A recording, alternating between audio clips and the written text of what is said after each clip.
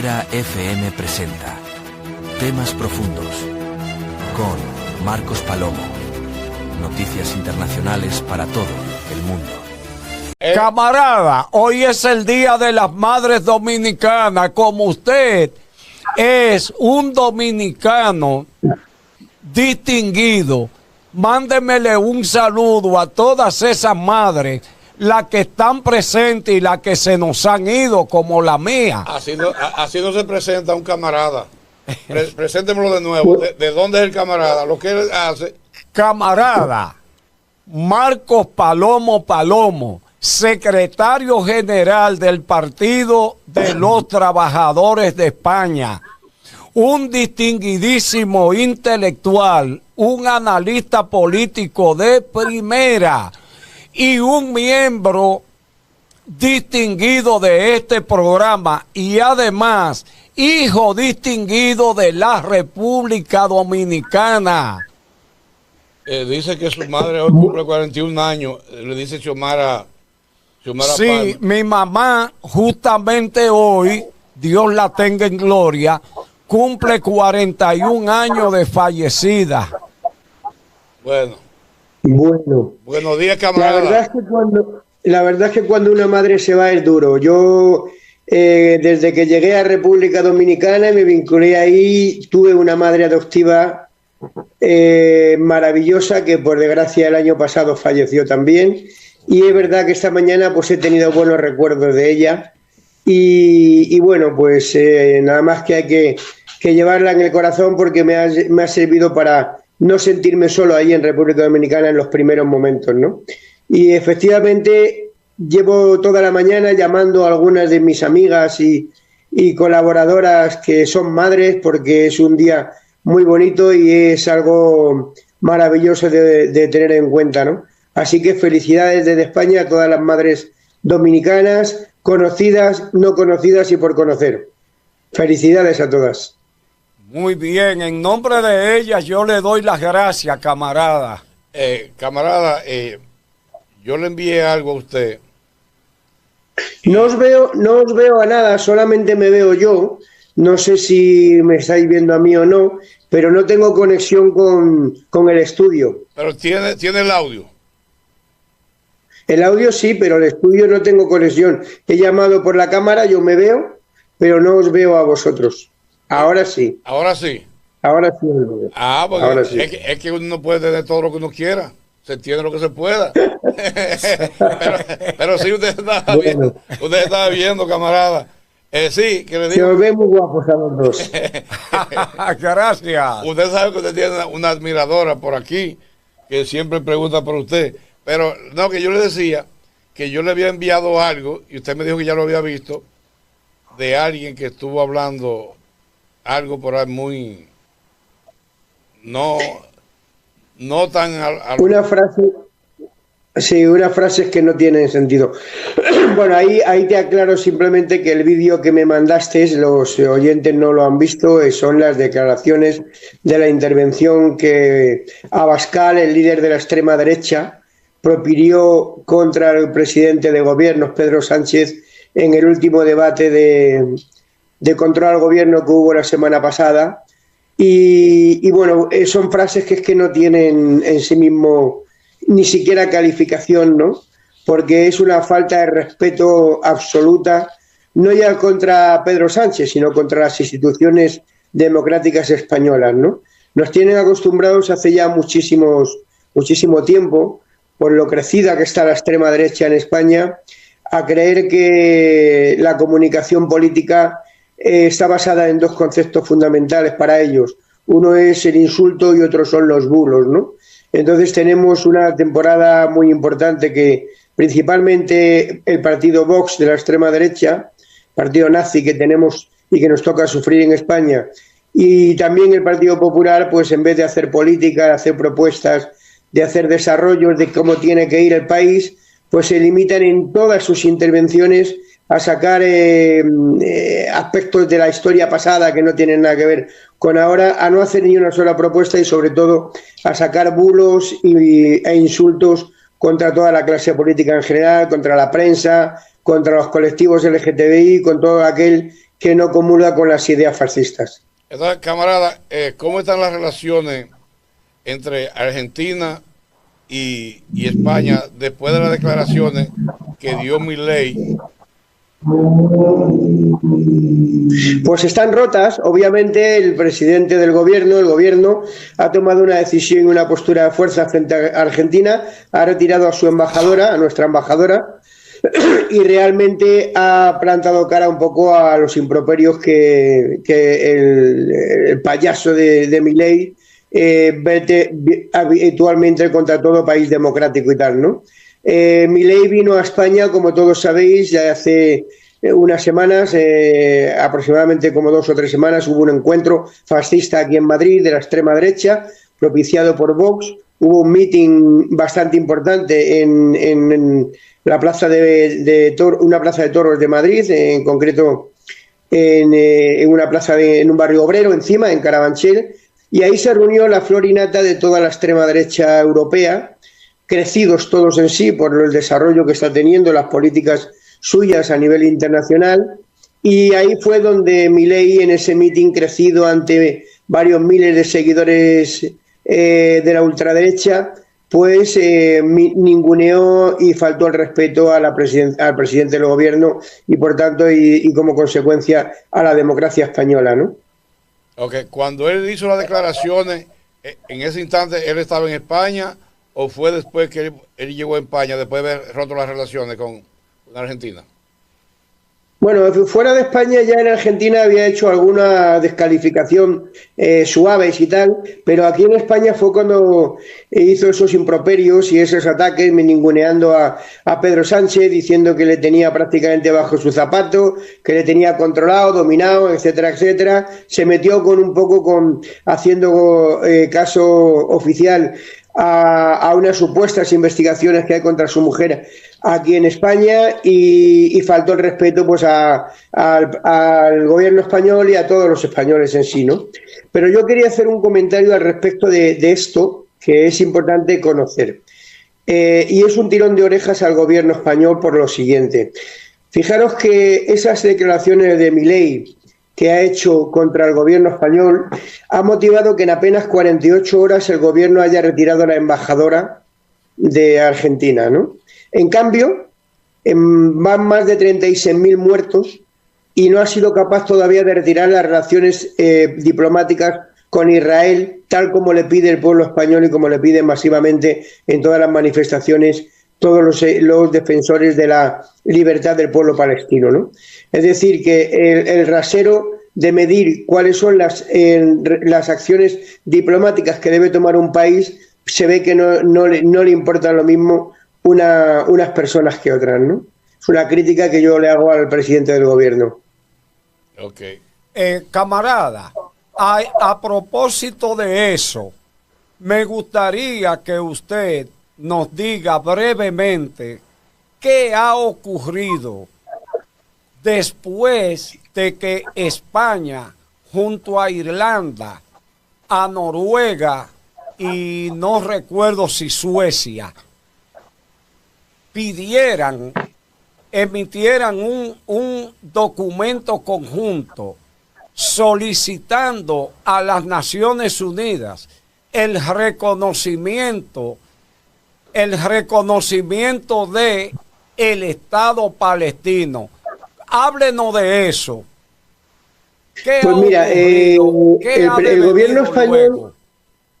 Sí, primeramente quienes van a... Ya hay que tener en cuenta que son más de 140 los países a nivel internacional que ya han pedido de alguna manera el reconocimiento del Estado de Palestina. No olvidéis que hubo una reunión en las Naciones Unidas no hace aproximadamente un mes o mes y pico que vetó Estados Unidos la resolución pidiendo el reconocimiento del pueblo palestino de pleno derecho en Naciones Unidas, y 140 países votaron a favor. Solamente hubo uno en contra, que fue en ese momento Estados Unidos, que se abstuvo, ¿no? Bueno, pues ahora mismo en Europa, que es muy importante, ha habido 3 países que son Irlanda, Noruega y España, que son los que han manifestado en este momento el reconocimiento implícito del pueblo palestino.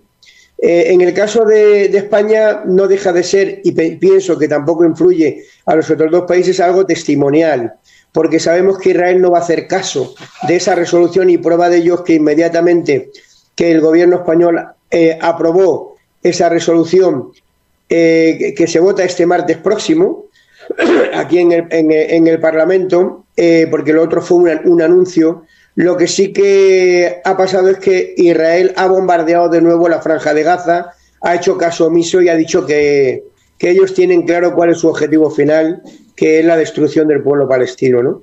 Entonces pensamos que no dejan de ser unas acciones testimoniales que van a tener muchos países contra Israel, pero que mientras que Naciones Unidas y la comunidad internacional no veten a Israel, no se va a conseguir nada. Fijaros que además la semana pasada el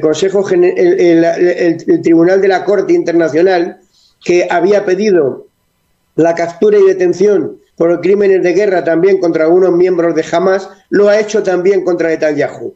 Es decir, son pasos muy importantes, son bofetadas que le están dando desde el proceso, a nivel internacional a Netanyahu, y que realmente a él le está dando exactamente igual, ¿no?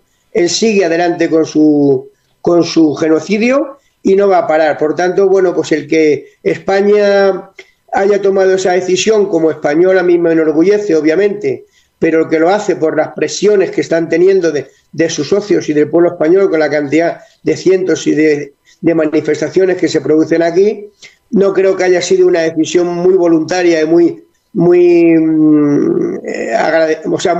decidida por parte de él a motu pronto, sino que yo lo veo más como una presión de sus socios de gobierno y como una presión del pueblo español, ¿no? ¿Qué es lo que ha pasado después? Preguntabas. Pues sí, que obviamente Israel ha amenazado a España, ¿no? Le ha dicho que bueno, que se atenga a todas las consecuencias, que en el caso de que tomen medidas más a favor de Palestina, ellos también tomarán cartas en el asunto, y prueba de ello es que inmediatamente de la toma de decisión por parte del gobierno español, Israel prohibió a la embajada y al consulado español atender, como venían haciendo, a los palestinos dentro de Israel. Una pregunta, camarada. Usted sabe que nosotros fuimos bombardeados aquí por la Iglesia Católica por el voto que el gobierno dominicano, o sea, a través de su canciller o embajador. Sí, de su embajador en Naciones Unidas. En Naciones Unidas votaron a favor del Estado palestino, y la iglesia de una vez se alzó aquí en contra del gobierno, incluso influyó mucho en las elecciones para que no votaran en contra del gobierno, o sea, de la persona del gobierno, lo mandaron a votar en contra. En España han recibido presión de la iglesia, el gobierno. Vamos a ver, la iglesia está alineada en todo el mundo con la reacción.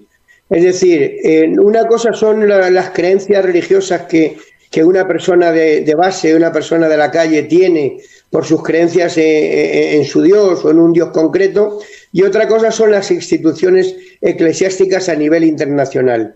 Obviamente la Iglesia española aquí también se ha decantado a favor de Israel, ha ninguneado un poco también a lo que es el dolor del pueblo palestino, pero no ha incidido directamente en lo que es la campaña electoral, por ejemplo, catalana que hay ahora. Sí que es cierto que hacen declaraciones periódicas de descrédito de lo que está pasando y se centran solamente en un argumento: jamás, jamás, jamás y jamás. Es decir, no tienen en cuenta lo que está pasando y la reacción desmesurada que tuvo Israel contra el pueblo palestino. Yo creo que lo que ha pasado en República Dominicana con la iglesia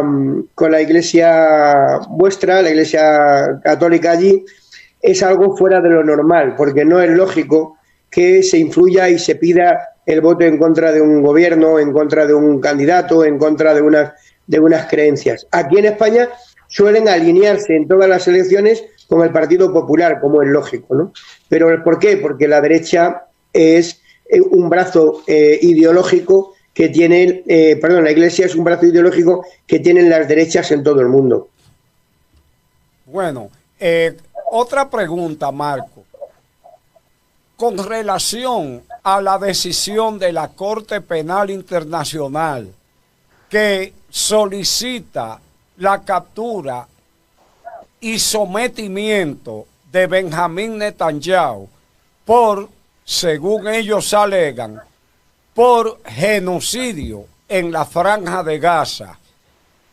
¿No parece a usted, camarada, no le parece que ahí hay un efecto de doble moral? Siempre que tomemos en cuenta lo siguiente, que cuando la famosa primavera árabe, el gobierno de Obama a través de Hillary Clinton quiso llevar esa famosa primavera árabe al mismo corazón de Israel. Y lo otro es, ¿por qué la Corte Penal Internacional nunca abrió ni siquiera la boca cuando ocurrieron los genocidios en Irak durante las dos guerras del Golfo? Recuerde que hubo una ocasión en que la Fuerza Aérea de los Estados Unidos utilizó hasta armamento prohibido para quemar las trincheras de las guerrillas iraquíes en la ciudad de Kerbala. Pero cuando se dio ese crimen de guerra, la Corte Penal Internacional no dijo nada. ¿Cómo es que ahora, o sea, no queremos culpar a nadie, pero cómo ahora la Corte Penal viene a jugar un papel tan beligerante cuando se trata de la situación de Franja de Gaza y nunca dijo nada cuando se trató de los crímenes de guerra contra el pueblo iraquí? Explíqueme eso, porque yo ahí veo un juego de doble moral. Bueno, vamos a ver. Lo primero que hay que tener en cuenta es que efectivamente la Corte Penal son una serie de jueces de los países más poderosos y de alguna manera pues tienen una cierta, digamos, decantamiento con unos países u otros, ¿no? El motivo por el cual la Corte Penal ahora ha tomado esa decisión es porque efectivamente hay un crimen de guerra muy fuerte que se está produciendo allí, que es intentar matar a la gente de hambre. Es decir, el argumento que esgrimen no es tanto la utilización de armamento, el asedio a Gaza, etcétera, etcétera, sino que el argumento que esgrimen es que están matando de hambre a la gente, porque no están dejando que entren víveres allí, porque no están dejando que entre combustible, porque no están dejando que entre agua, con lo cual la gente está muriendo literalmente de hambre. Y eso es genocidio, y es en lo que se agarra la Corte Penal para poder solicitar de Netanyahu que sea detenido, porque está demostrado que una de las herramientas que está utilizando es intentar aislar al pueblo de Gaza para que mueran de hambre, ¿no? Y de inhibición, pero no por el hecho de que estén utilizando bombas o estén utilizando ataques, etcétera, etcétera, ¿no? Con respecto a la decisión también la toma porque si analizamos el número de muertos por el número de habitantes que tiene el país, estaríamos hablando que sería la mayor matanza en la historia de la humanidad en cualquiera de las guerras habidas hasta el momento.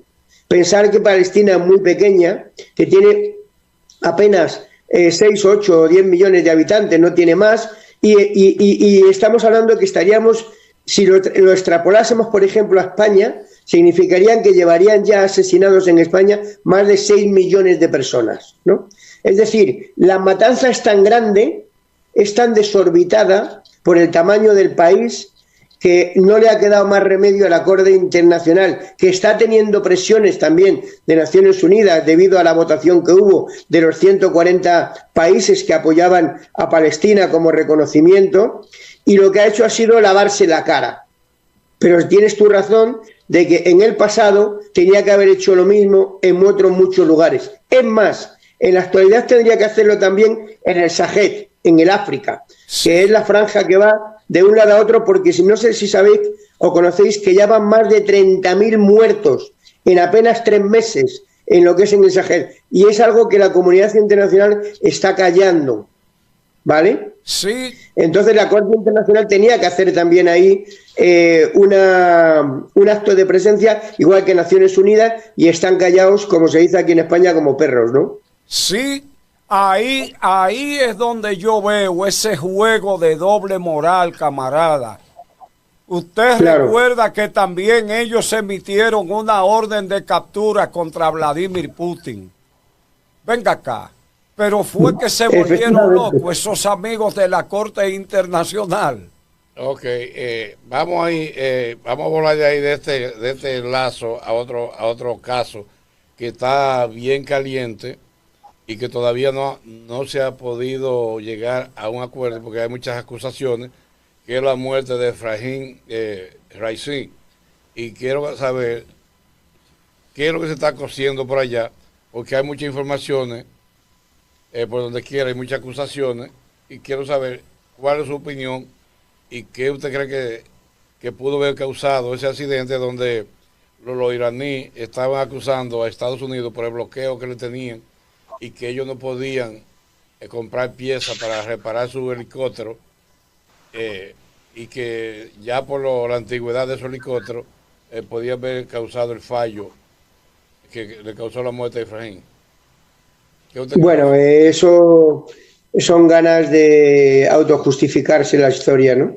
Vamos a ver, la muerte del presidente, del máximo líder la muerte del máximo líder, ¿perdón? Digo, esa es una de las excusas entre tantas acusaciones e hipótesis que tienen ahora.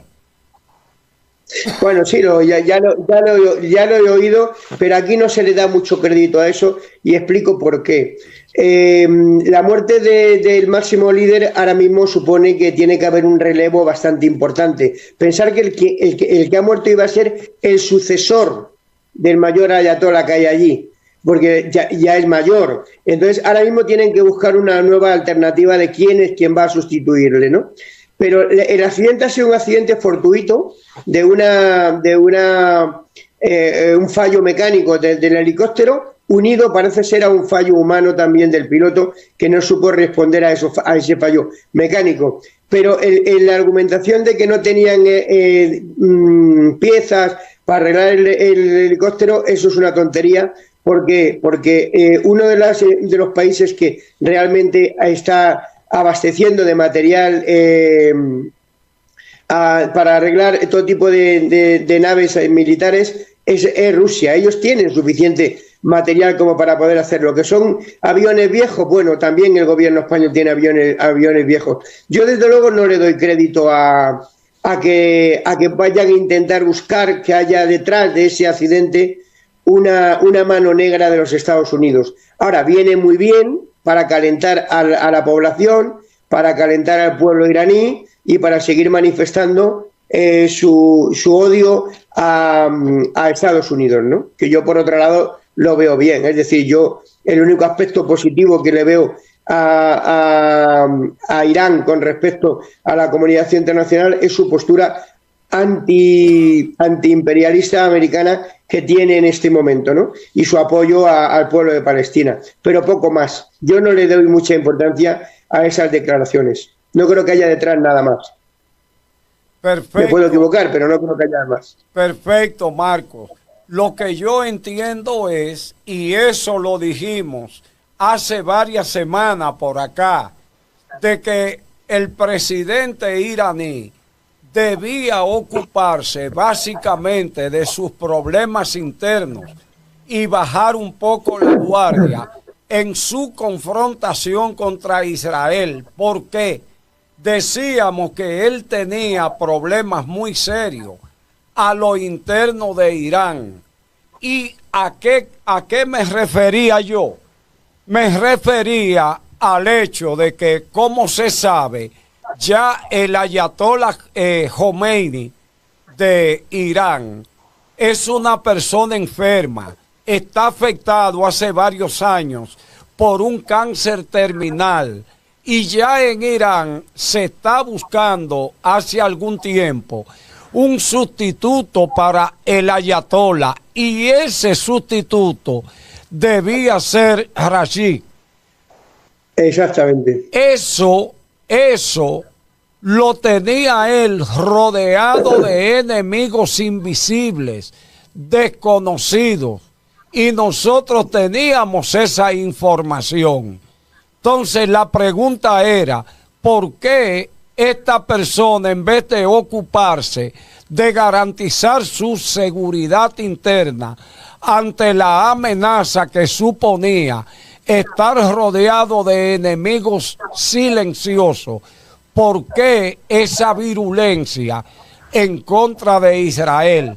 Y a propósito, nosotros hicimos ese comentario pidiéndole que bajara la guardia, que el enemigo de él no estaba en Israel, que estaba dentro del mismo Teherán. Y mira lo que ha ocurrido. Sí, pero fíjate, recuerda que en esa conversación que tuvimos aquel día, hace unas semanas, en la tertulia que mantenemos los domingos, yo dije que lo de Israel no iba a llegar, lo de Irán no iba a llegar a ningún lado, que eran pulsos que se estaban echando, pero por una sencilla razón, porque Irán no podía quedarse callado después del ataque a su embajada en Damasco. No podía quedarse callado, porque daría una debilidad ante su propia gente. Usted lo dijo así, es cierto.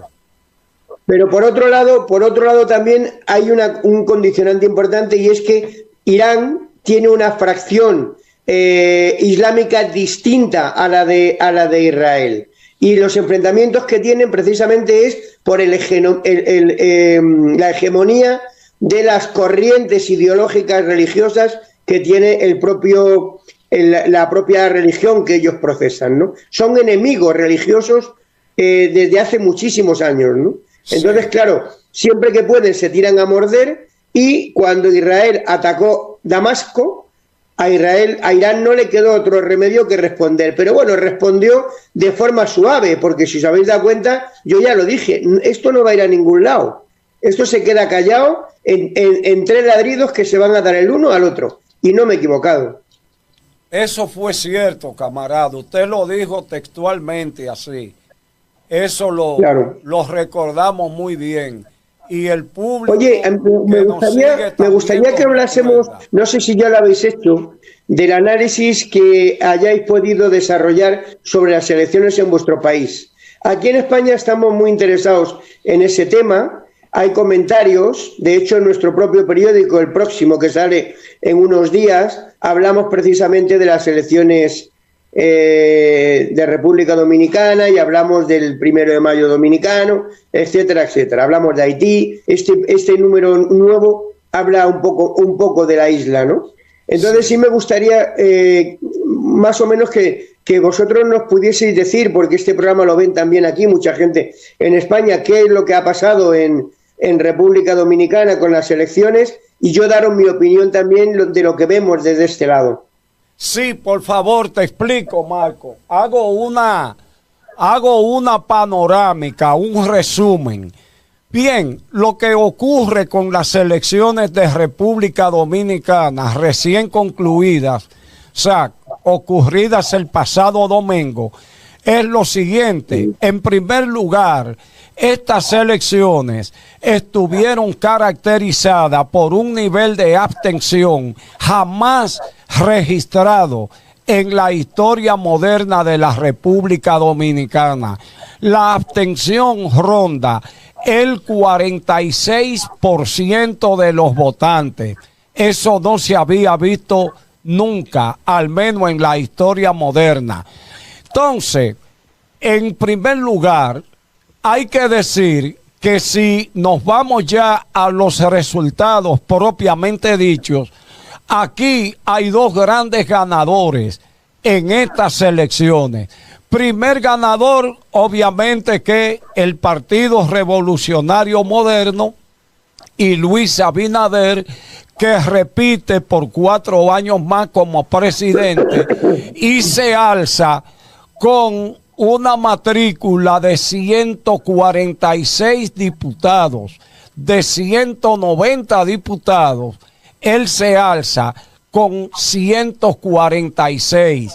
Leonel Fernández se alza con 30 diputados y el Partido de la Liberación Dominicana con 12 diputados. Al mismo tiempo, Luis Abinader y su Partido Revolucionario Moderno se alzan con 29 senadores. La Fuerza del Pueblo del doctor Leonel Fernández se alza con 3 y el Partido de la Liberación Dominicana no sacó ni un solo senador. Entonces, como se puede ver, aquí hay un ganador primario, Luis Abinader, otro gran ganador en este proceso, obviamente que es el doctor Leonel Fernández, que venía de sacar 4.48% en las pasadas elecciones a sacar cerca de un 29% en estas elecciones. El gran perdedor aquí es el Partido de la Liberación Dominicana, que viene de sacar un 38% en las elecciones del 2020 a sacar ahora apenas un 10.14% en el presente proceso electoral.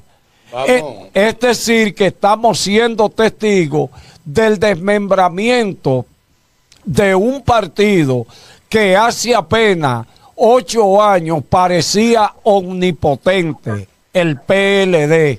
Vamos a agregarle un ingrediente, un ingrediente porque el camarada quiere información, los españoles quieren información, los que siguen esta programación y que siguen a República Dominicana, que son amigos de República Dominicana.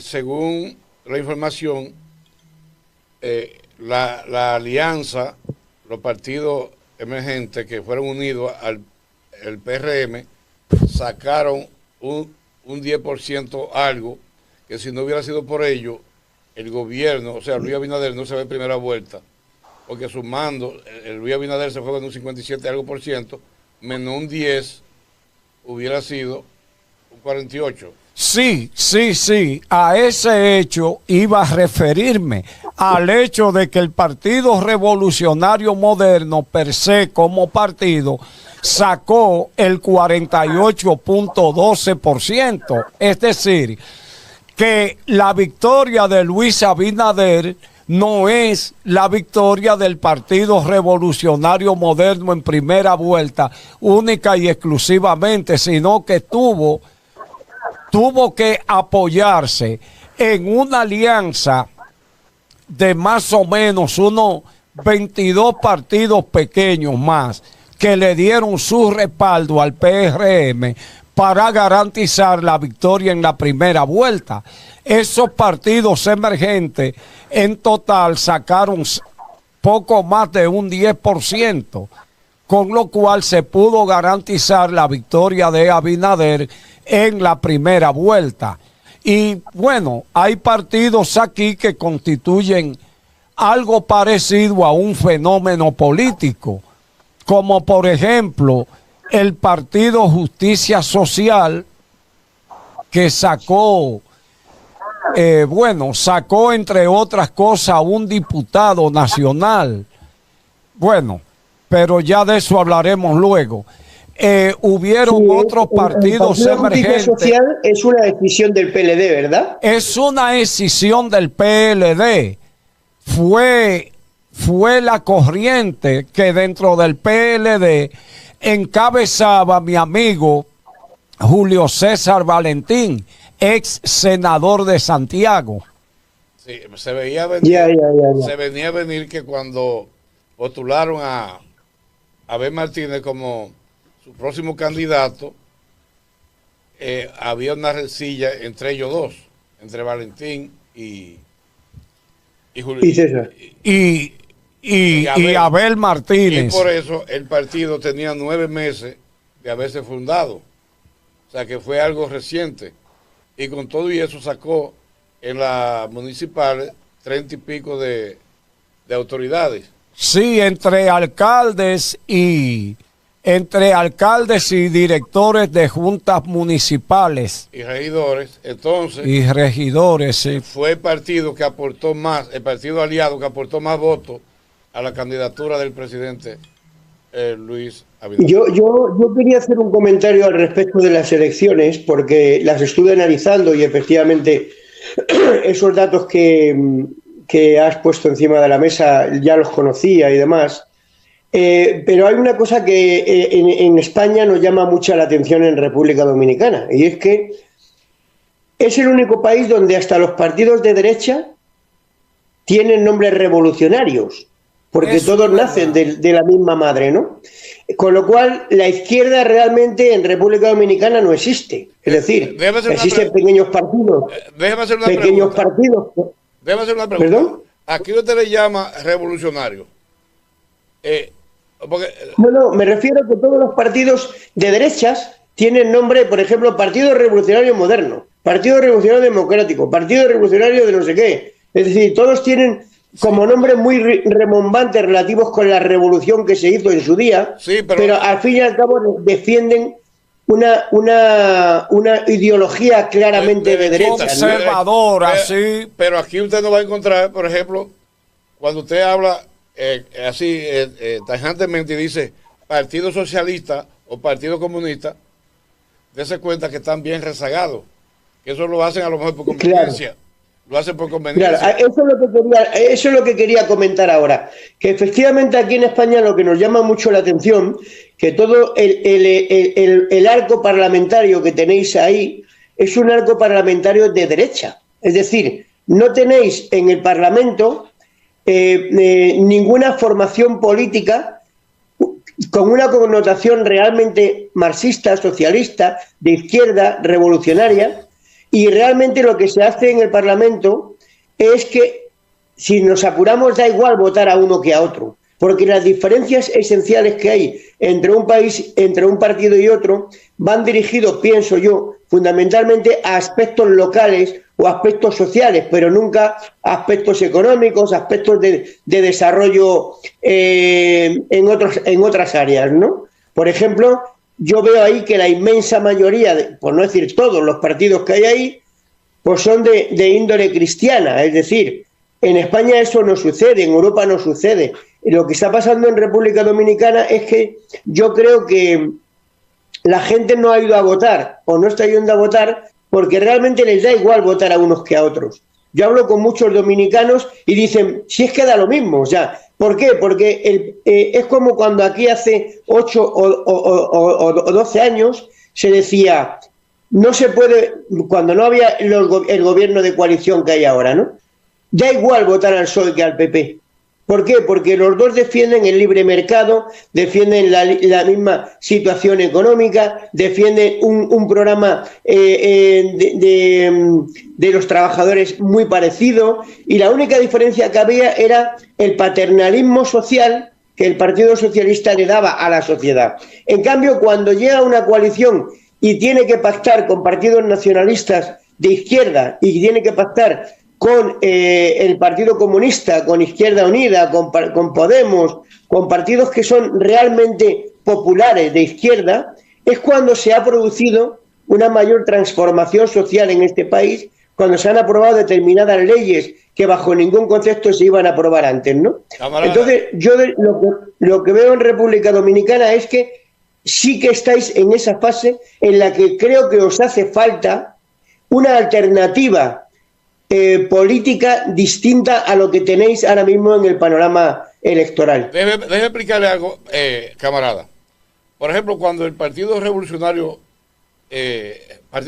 Dominicano, que hoy es PRM, fue fundado por el profesor Juan Bosch y su gente. En aquel entonces, Juan Bosch era de una descendencia marxista, ¿verdad? Bueno, sí. Realmente no. Bueno, él decía que era marxista, pero no leninista. Era próximo al marxismo, efectivamente, no lo era. O sea, entonces, por eso le digo, o sea, que estoy confundido en esa parte ahí, por darse cuenta de lo que sucedió. Él fue el profesor Juan Bosch. Pero ¿qué sucede? Que todos sus alumnos hicieron lo contrario de lo que él predicaba, de sus enseñanzas, de su doctrina. Porque si usted se da cuenta, él murió en la pobreza, sin embargo, sus discípulos son los que han metido más la mano, sus más ricos, y ninguno siguieron su doctrina. En aquel entonces surgió el PSD, que era el Partido Dominicano, Partido Dominicano, el Partido Comunista Dominicano, surgió el MPD, que fue uno de los partidos que más luchó aquí en este país, donde hubieron revueltas grandes, por ejemplo, el caso de Manacla, donde a sus seguidores los masacraron, murieron, y pasó todo lo que pasó, más en la toma de la embajada fue. Sí, no, la captura del coronel Donald J. Crowley. De él. El americano. Sí. Entonces, ¿qué sucede? Esa clase la desaparecieron, acabaron con ella. Entonces, todos los partidos de izquierda en ese entonces desaparecieron. Por eso usted se recuerda el partido de Balaguer, que al final cambió el nombre a socialista. Social cristiano. Social cristiano. O sea, ahí unen las dos palabras. O sea, social cristiano. O sea, dése cuenta cómo cambian todo. Entonces, ¿qué sucede? Al desaparecer el muro de Berlín, aquí desaparecen los partidos de izquierda.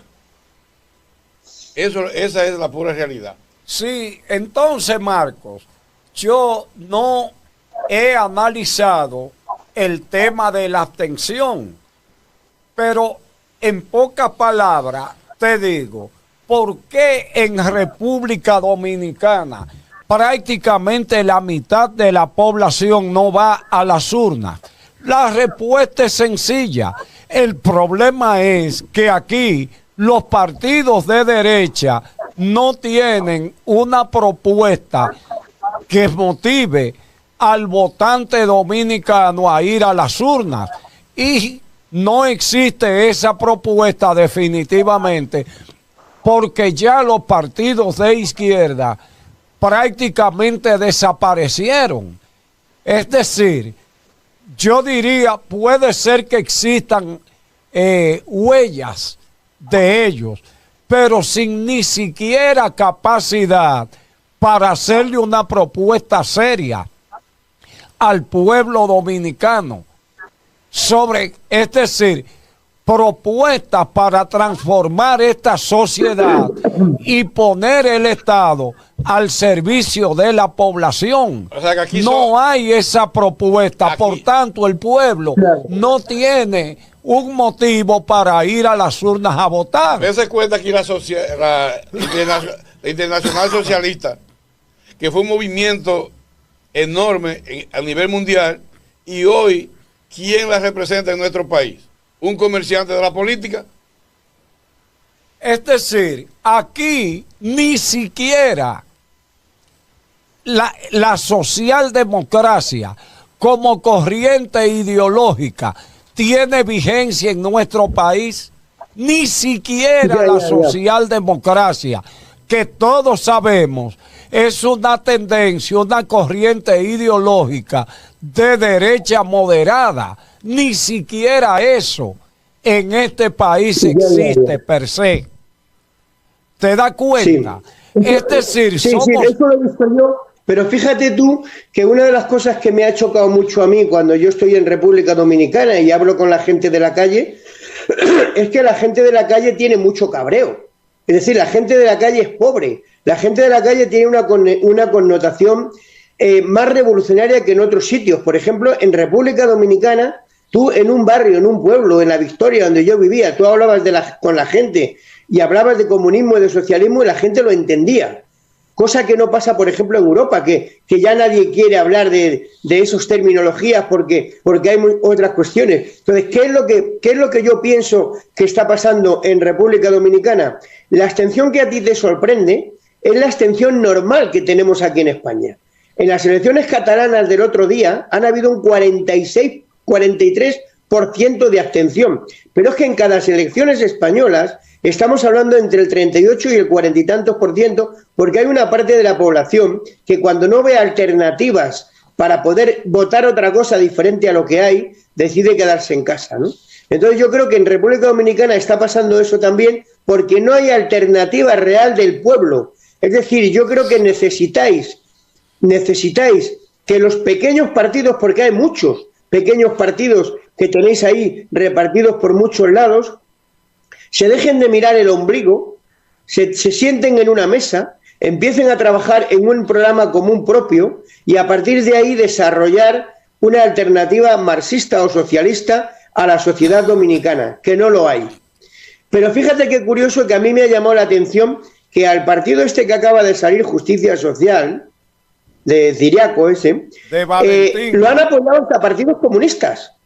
Sí. Eso es ilógico que pase en Europa. Sí. Es absurdo que un partido comunista, marxista, leninista, como algunos se llaman, o de otra índole, pero que están en la esfera del marxismo, puedan apoyar a un partido como el PLD o una escisión del PLD. Que si tú te lees su ideario ideológico, dices, alucinas en colores, como se dice en España, ¿no? Entonces hay que formar algo interesante ahí en República Dominicana. Necesitáis un cambio, porque si no vais a estar igual toda la vida. Exacto, fíjate, Marcos, eso de lo que tú estás hablando, en el año 2006, este servidor, junto con otro grupo más de dirigentes de izquierda, lo intentamos hacer alrededor de la figura del licenciado Rafael Flores Estrella, que era un connotado dirigente de la izquierda de República Dominicana, antiguo dirigente del Partido de los Trabajadores Dominicanos. Y resultó que cuando fuimos a la mesa y comenzamos a discutir los temas fundamentales de la sociedad dominicana para terminar todo aquello en una propuesta programática de país, resultó y vino a ser que cada quien lo que quería era simplemente que fuera la suya, la propuesta que se le sometiera al país. ¿En qué terminamos todo? Terminamos todo en la frustración. No pudimos estructurar esa fuerza, ese movimiento de izquierda para hacer una propuesta programática al país dominicano, a los trabajadores, los campesinos, los, ¿cómo te digo?, la clase media. No hubo posibilidad de hacer ese programa. Y dése cuenta cómo cayó Flor Estrella trabajando para Jorge Blanco, o sea, siendo secretario. Bueno, eso fue después. Sí. Eso fue después de que él se separara finalmente del PRD y volviera de nuevo a la izquierda. Pero dése cuenta, por ejemplo, algo que nos pasa aquí con Alianza País. Alianza País es de los últimos partidos que tenía algo que tenía que ver con la izquierda. Bueno, o sea, tenía una esencia izquierdista, pero terminó unido al PRM. O sea, tenía muchos proyectos, muchos expedientes puestos ahí para hacer justicia contra los depresores del país, del erario público. Sin embargo, acabó aceptando un puesto en el PRM. Entonces, esos son de las cosas que ya no puede volver atrás y decir yo soy de la izquierda, soy socialista, no soy nada, porque usted sabe ya lo que sucedió. Exacto. Y la historia no cambia. Exacto. La historia está ahí para todo. Entonces, camarada. Y aquí se cobra. Sí, entonces, camarada, en particular, ¿cómo pienso yo? Lo que yo entiendo es que en República Dominicana todavía tenemos muchas personas, personalidades que creen en el pensamiento revolucionario, y lo que entiendo es que esa persona hay que tratar de organizarla alrededor de un eje y comenzar lo que yo llamaría una mesa de discusión y ponernos todos de acuerdo y terminar en una propuesta de cara al país, una propuesta de transformación de la sociedad dominicana, creando un movimiento amplio, donde luego todo el que quiera y crea y esté dispuesto a respetar esa plataforma programática y estatutaria, bueno, pues que se incorpore. Pero ya contar con los partidos que existen es un poco cuesta arriba. ¿Por qué? Porque ya aquí los pequeños partidos de izquierda que tienen perdieron el norte. Perdieron el norte. Se le olvidó cuál es su misión. Perdieron la visión de partidos de izquierda y revolucionarios. Es como si, diría yo, como un empezar de cero, un empezar de nuevo. Deje ponerle algo para que el camarada vea cómo se pensaba antes. Oiga, camarada, para que usted vea cómo se pensaba antes. Sí.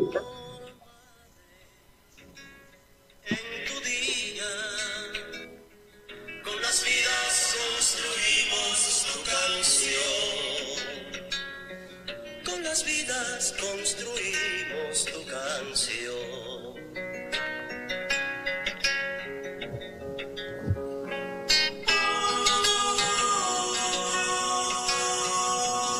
Un permisito, don Rafa, voy a hacer un receso. Disculpe, camarada, ya regreso.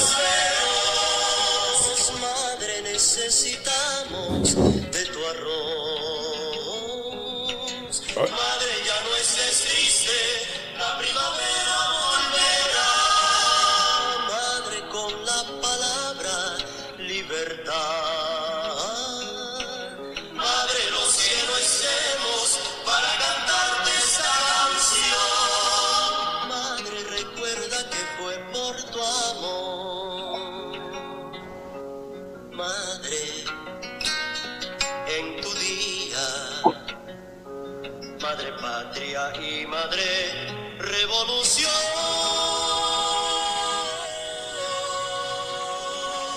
¿Sabes a lo que me acaba de recordar eso?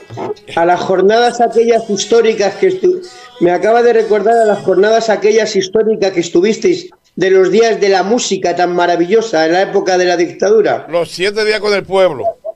Los 7 días con el pueblo. Sí. Efectivamente, ese fue un momento histórico de República Dominicana. Entonces, es para que usted vea lo que le estoy diciendo. Eso es aquellos tiempos que ya desaparecieron, porque muchos de ellos cambiaron sus ideales, porque usted sabe que lo que sucede, que del dicho al hecho hay un gran trecho. O sea, entonces, el hambre, la necesidad, hace cambiar mucho los ideales. Y por eso es que los nombres de los partidos se ponen según le duela a uno. Ahora usted habla de comunismo o de socialismo, no es factible. Okay. No, pero si el problema de las cosas no son los nombres.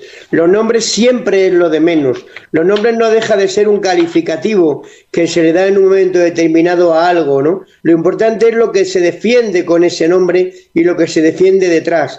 Y a mí lo que me llama mucho la atención es que un país pobre como es República Dominicana, que haya una mayoría amplia de la sociedad que se conforma con votar a los partidos de derecha, que son los partidos que explotan a la clase trabajadora y que son los partidos que hacen que el hambre siga existiendo, que las injusticias sigan existiendo, etcétera, etcétera, ¿no? Entonces, por eso me ha llamado la atención que República Dominicana es un país donde hay una carencia muy importante, que es muy bueno para la democracia, de partidos que defiendan otra cosa diferente a lo que defienden la inmensa mayoría. El problema que existe aquí es, cuando usted habla de la clase de los trabajadores, estamos hablando que aquí los sindicatos no existen como tal. Antes un sindicato aquí en aquel entonces, hablarse de un sindicato no todo el mundo quería participar en un sindicato, porque los sindicatos que eran perseguidos por sus ideales, porque eran personas fuertes, que no le importaba lo que fuera, que luchaban por los trabajadores, que luchaban por las reorganizaciones de los pactos colectivos. Ahora aquí un pacto colectivo se convierte en nada, en un negocio. Claro. Yo no lo sé, lo sé. O sea, ¿cuáles son ahora mismo los sindicatos aquí en este país que están trabajando? Antes hablarse aquí de Citracode, que era lo de la corporación. Bueno, Citracode, Poasis, o sea, el sindicato de los trabajadores de Puerto y Arritmo. Lo que fue Sutrafado aquí. Sutrafado, Sindicato Unido de Trabajadores de Falcon Bridge, el sindicato, la Federación de Trabajadores de la Caña de Azúcar. Podetel.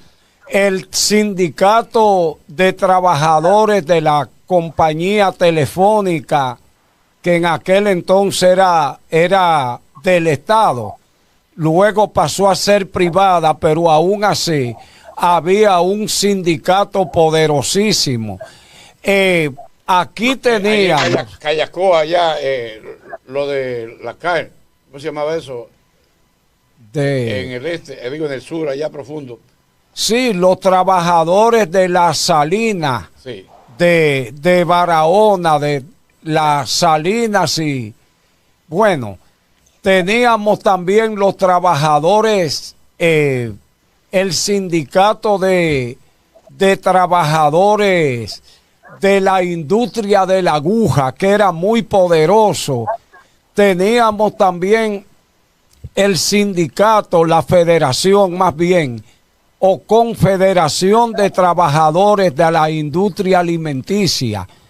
Teníamos, bueno, ya le dije, los trabajadores de la aguja, de la industria textil, eran muy poderosos. ¿En qué quedó eso? O sea, no, cuando se compran los dirigentes, los trabajadores pierden la confianza, porque solamente le cobran el dinero de asociación. Y no hay resultado. Por ejemplo, le voy a mencionar un caso. Mi hermano en 1976 tuvo que salir del país como exiliado. Salió porque lo dejaron salir y después fue como un exiliado, muy impulsado del país, porque ellos estaban aquí, que decían que la única forma de que la Falcon Bridge estuviera tranquila era si lo dejaban salir del país, y él tuvo que salir. Entonces, incluso cuando llegó a Estados Unidos, quiso irse a la Unión Soviética en ese entonces, que era quien le daba la oportunidad a través del Partido Comunista Dominicano a lo que querían hacer algo. Y él desistió y no se fue, se quedó en Estados Unidos, pudo hacer su papel allá en Estados Unidos y hoy está aquí en nuestro país y en Estados Unidos ya retirado. Pero él fue uno o el único exiliado político en ese entonces por defender la clase obrera. Y así eran los dirigentes antes de los sindicatos. Lo hacían de corazón, por un motivo, no por dinero.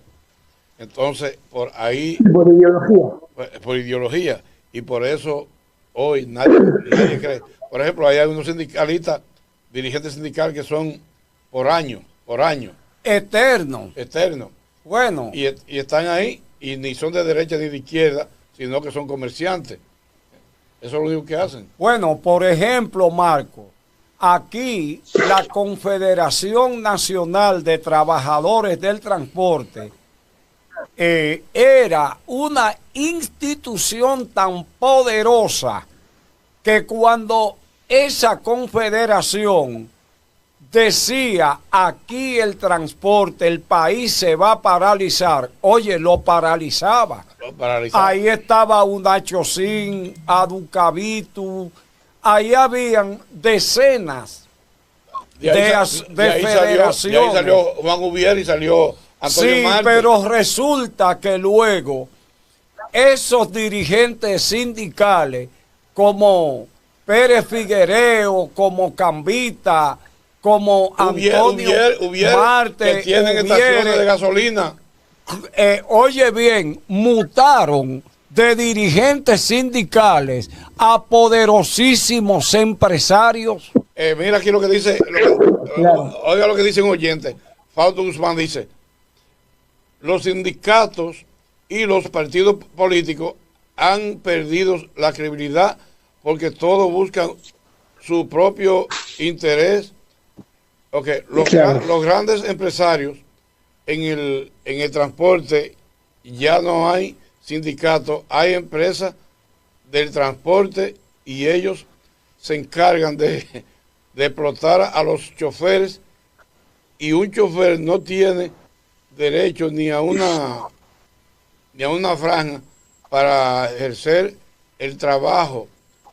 La desigualdad lleva a la rebeldía, y eso están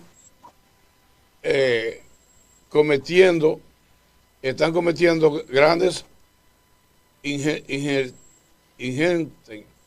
en la República Dominicana. El crecimiento económico no se manifiesta en la clase trabajadora, sino en la clase empresarial. En la clase empresarial, Que es en que lo lo explota, poderoso. que es que lo explota. Somos, Yo, Marcos. yo me he reunido, cuando yo he estado allí en República Dominicana, me he reunido con algún que otro sindicalista, y me sorprendió mucho que los sindicatos estaban llenos también de empresarios. Eso Y yo es. digo, pero ¿cómo se come que un sindicato haya empresarios metidos y trabajadores a la vez? Eso no es normal. Eso no es lógico. No es lógico. Marcos, a mí me tocó trabajar en el sector sindical del Partido Comunista Dominicano, PCD. Recuerdo que nosotros teníamos el movimiento sindical de la Unidad Obrera, que era una de las 5 centrales sindicales más notables de la República Dominicana. Y allí el papel de nosotros era simple, era llevar orientación a los sindicatos. Incluso allá instituimos por norma dar curso de formación a los líderes de los diferentes sindicatos, estuvieran o no afiliados a nosotros. ¿Ven? Y allí se respiraba espíritu de libertad, de independencia, de emancipación de los trabajadores hasta por los poros. Pero desaparecen los partidos de izquierda y los sindicatos se convierten simplemente en puras empresas. Le voy a decir algo. En empresas. En el 1982, estando yo aquí en el país, yo fui sindicalista del sindicato de trabajadores De hotelería. de hotelería. Y en ese entonces llevábamos un proyecto que nos lo llevó, o sea, que presentamos un anteproyecto. Fue cuando Jorge Blanco, donde nosotros exigíamos que a la clase de los trabajadores y los familiares se les retuviera un 2% a todo lo que tuviera que ver con alimentación y bebida, para becas, pensiones, estudios, o sea, de todo lo que tuviera que ver con la clase trabajadora y sus familiares. Y cuando fuimos allá, nos dijo Salvador, váyanse a defender su sector, y hablamos después de eso. En ese entonces yo salí del país y no sé lo que sucedió. Después vi, preguntando, que sí, que el proyecto de ley había pasado y está en vigencia en nuestro país. Ahora, no creo que con la magnitud que lo pedimos, sino que hubieron algunos recortes de algo, pero sí estuvo ese proyecto de ley que está hoy en vigencia. Sí. Pues tenéis mucho trabajo por delante ahí en República Dominicana. Fíjate tú, por ejemplo, que inclusive por analizar solamente una candidatura que a mí me ha sorprendido mucho porque esperaba mejores resultados de ella, que es la Fuerza del Pueblo, se produce una cosa muy curiosa, y es que Leonel, que fue presidente en dos ocasiones y que ha sido un tío de derechas, claro, y redomado toda la vida, y que ha tenido una serie de errores importantes en el pasado, como es la pérdida de una serie de ¿cómo te diría yo?, de empresas que tenía el Estado, que fueron mal vendidas, por llamarlo de alguna manera, y hace una maniobra política muy importante cuando se va del PLD, y es que se va y se alía con el partido de los trabajadores de República Dominicana, Sí. de mi amigo Peñita, y resulta que ha servido un poco para lavar la cara de Leonel, acercándose un poco a posturas un poco más de izquierda o más democráticas y tal, y han hecho un trabajo muy fuerte con cantidad de baños de masas en cantidad de sitios del país, y han, yo creo que calculado mal el alcance de todas esas historias y de todas esas baños de masas, porque lo que no han tenido en cuenta, desde mi punto de vista, es que la gente tiene memoria y la gente no olvida. Y al tener memoria y no olvidar, a la hora de decidir, pues toman sobre la memoria en lo que deciden.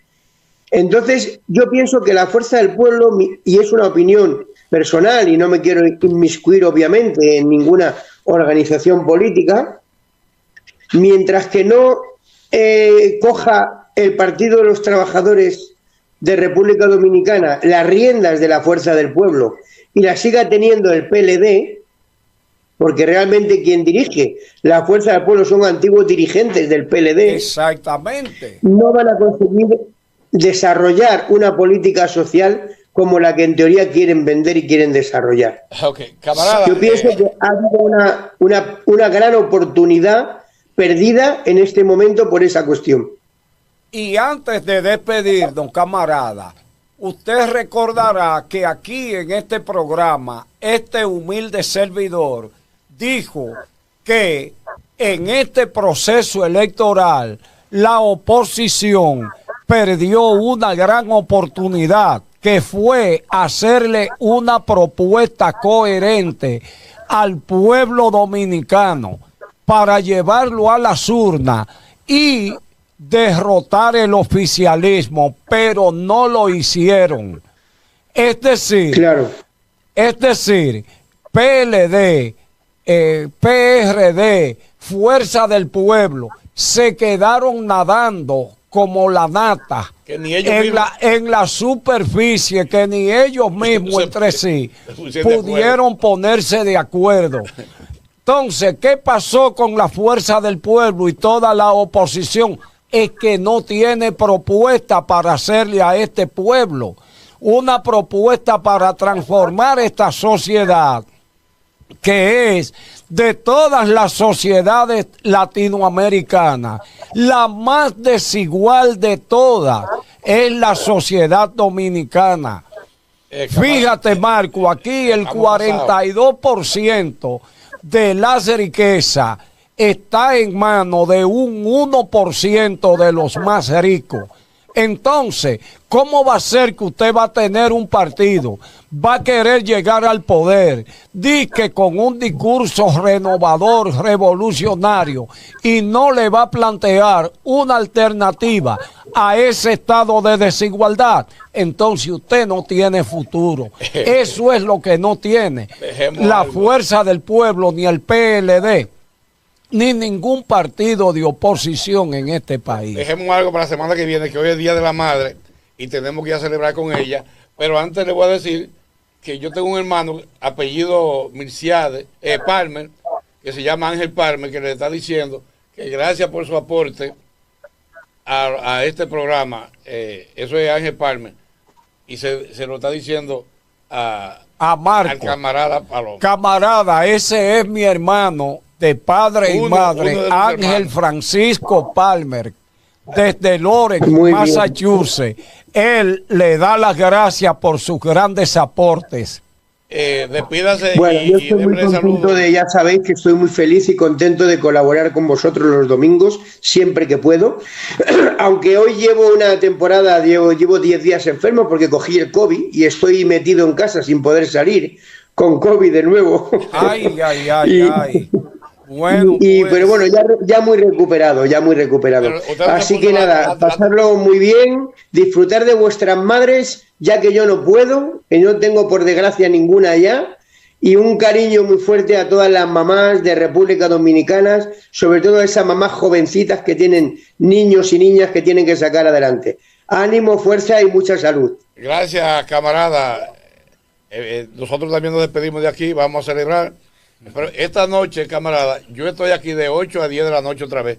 Ya una hora joca para usted, porque ya sabe usted está durmiendo.